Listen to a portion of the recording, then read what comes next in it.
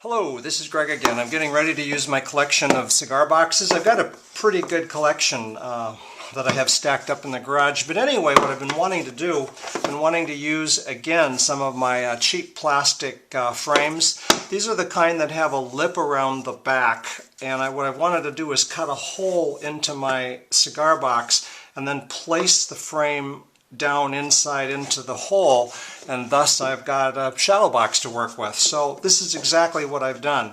So here's a box, here's a cigar box that I've taken apart. I've cut my hole, kind of a crude hole, but the crudeness isn't going to show at all here. Cut my hole into the box, and of course the frame fits very, very nicely inside. And what I'm going to do, of course, is then glue the frame inside with the silicone that I use. So the box, oh, by the way, yeah, I also like little holes. You know, Joseph Cornell used a lot of little peek hole kinds of things in a lot of his boxes, so I like this hole thing. A great way to drill these neat little holes in this kind of wood, or any wood or cardboard, whatever you have.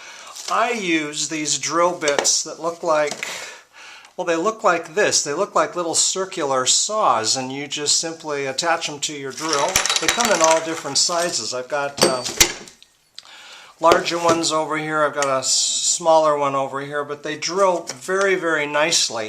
Then when I get done with the whole thing, I go back with my sander and I do a sanding of all the rough outside edges. I've taken off some of the lettering, which is fine because it just kind of gives it another, more of an aged kind of a look. Sander that I use, I've got my tools out today. I use a little Black & Decker electric sander that looks like this. This thing is really, really super. I'm going to need another sanding pad for the bottom of it. I've got to go to Home Depot this next week. But a lot of sanding. The small little holes I use, I just hand sand them with a little piece of sandpaper. So this is all going to fit in like this. So I'm going to get everything glued down, and the shadow box really is ready to go. So I can do whatever I want inside. Also, I've got one that's a little bit further along. Well, no, it's not really further along at all. It's the same concept. I've cut out my hole in the center. I've got 3 larger holes in the bottom that I'm going to use. And my frame fits on top. These holes at the bottom, I've got a good idea for these. I've got some of these old electrical plugs. I don't know what to do with them, but you know what? They fit in here very, very nicely. So I'm thinking I'm going to do just these old dead plugs at the bottom of my box. And I don't know what's going to go in the middle yet at this point. I have no idea. So one of the things that I found that I really like is, let me show you my little container of crayons here. At a craft shop, I found this container of soft crayons called Busy Kids, and I really, really like them. In fact, I went back and bought a couple more packs. They look like a tube of lipstick, but they're almost buttery soft. And I'm going to go back and add some highlights in this manner. I'm just going to do a little bit of this box, and then you can smear them in with your finger, like so. So I'm going to kind of highlight around the sides and the corners with my black. There's all different colors to choose from, orange, red, blue, green, but I'm going to use black on this particular box, and I'm going to do particularly the edges. It's hard to tell how buttery this is, but it smears really well with your finger, and then it dries. You leave it out and it dries, and there's no wet residue left from these particular crayons. And it is water soluble also, so it washes off your hands really well. So anyway, I'm going to finish up this box a little bit later. Let me show you one that is just about finished. This guy is just about ready to go. All I need to do is finish gluing on the cover. But let me show you what I did. I used the black crayon around the edges for some additional markings. I didn't completely cover it with black crayon, just enough to kind of age it a little bit. I didn't do anything really with sanding on the inside, because the inside edges are not going to show once I get the cover on. But other than that, I've got my material that I want to use inside. I really like these kinds of cutouts. I've got some hardware here I'm going to use. And let me show you the back. I've got glass on my plastic frame. The frame with the lip, by the way, you can see the clear silicone that I've used. It doesn't show once I get it glued down. This silicone is completely invisible. I have some old game pieces that have some numbers on them, and I used those inside my 3 little holes, and I kind of anchored them with some little circular plastic covers that I have, and I glued those down with silicone. You can see I'm pretty liberal with the silicone.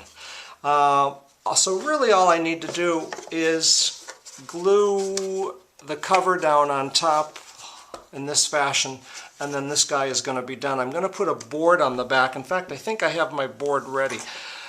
I've been using, I take a piece of wood and I drill my hole in the back, and I'm going to glue this onto the back like this, and this would be the nail hole where it hangs onto the wall. Using this format, the piece hangs really flat against the wall, and it's a lot more attractive than putting a wire here. Anyway, I think it is. I like this format a little bit better. So this is just about ready. In fact, I'll be done this morning with this particular piece. I have my vintage photo in place. I have some shredded money. I got a big bag of shredded money at a garage sale a couple of years ago, and my cigar box, and I've done my markings, kind of blackened it in, aged it a little bit. Cover for my box, I've got the frame in place, I've got my glass, I've got everything siliconed into place. My 3 holes, I'm going to use, to show you what I'm going to do with this. I've got these plastic cylinders, and at the bottom of the cylinder I have a reproduction of an old orange soda bottle cap. I don't know if you can actually see what I've got going in here, but it's very dimensional looking anyway when you look down through the cylinder.